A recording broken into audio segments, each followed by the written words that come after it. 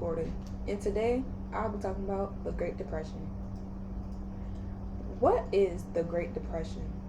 The Great Depression was one of the most horrifying economic downfalls in history. It started in August 1929 to March of 1939. This lasted exactly 10 years. This is where people lost their jobs, businesses, and this is where taxes had rose tremendously. Now, what caused the Great Depression? Well, the New York stock market crashed on October of 1929, a few months when the Great Depression actually started. This sent Wall Street, a place in Texas where they keep all the stock markets intact, into a panic and wiped out millions of investors, as in businesses and companies that invested their money into the stock. Now they lost all their money, so now that they don't have the business, they don't have their business, so therefore they have their business, they can't make their money. Since the stock market crashed, people were afraid to keep their money in the bank, so therefore they had to withdraw the money so they could feel more safer. There are four phases that the Great Depression had went through. The first phase is the business cycle. The business cycle is where the government manipulated compound and monetary issues with a series of harmful investigators. Because of this, they have been watching the relationship between the money supply and economic activity to see if it rises and see if it lowers. The easy money effect, quote unquote, wore off, and the minority authorities was fearing the price manipulation, slow growth of, or even contract the money supply. Here are some more, a little facts about the business cycle: that it choked off the money supply, raised interest rates, and for the next 3 years presided over the money supply that shrunk by 30%. Barnard and Kennedy came together and saw that the party was coming to an end before most of other Americans did.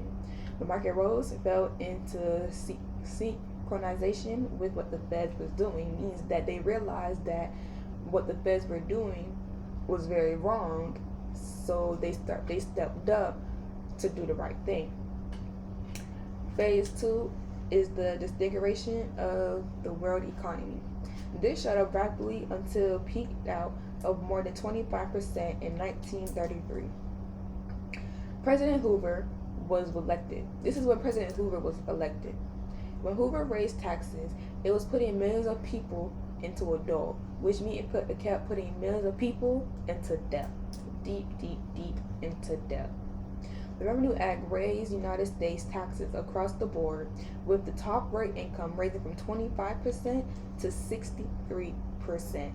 That is a lot. And sometimes people cannot pay off their debt. Why? Because taxes keep rising. When taxes keep rising, people are not going to want to buy. Here are some more facts about the stimulation of the world economy. Hoover dramatically increased government spending, subsidy and relief schemes. Congress passed the Revenue Act, which was the Revenue Act was the United States taxes across the board. Some more facts that you can read about. Phase 3 was the New Deal. This is where President Roosevelt had won the election in 1933 by collecting 472 electoral votes.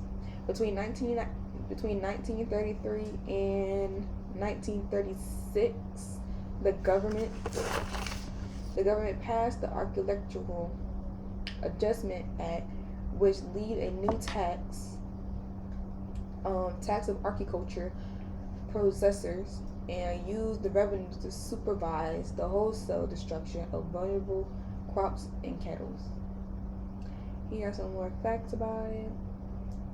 Again, remember that during the New Deal, they started to pick back up. They started to pick back up on some of the business, but they could not get some people back because some businesses did not have the money to keep paying employees. The last phase was the Wage Act. This is also known as the National Labor Relations Act in 1935, which this was when the foundational statute of United States labor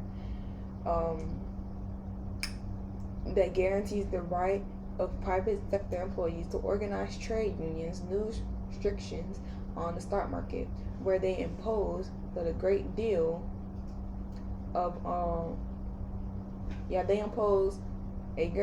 nations' capitals were diverted into the war effort instead of into the planned exploitation or consumed goods. And lastly, this is my works cited page. This is where I got all my information from. So if you'd like to learn more about the Great Depression, then here are seven sources on the website that I found that I find was very helpful, and hopefully it will be helpful to you.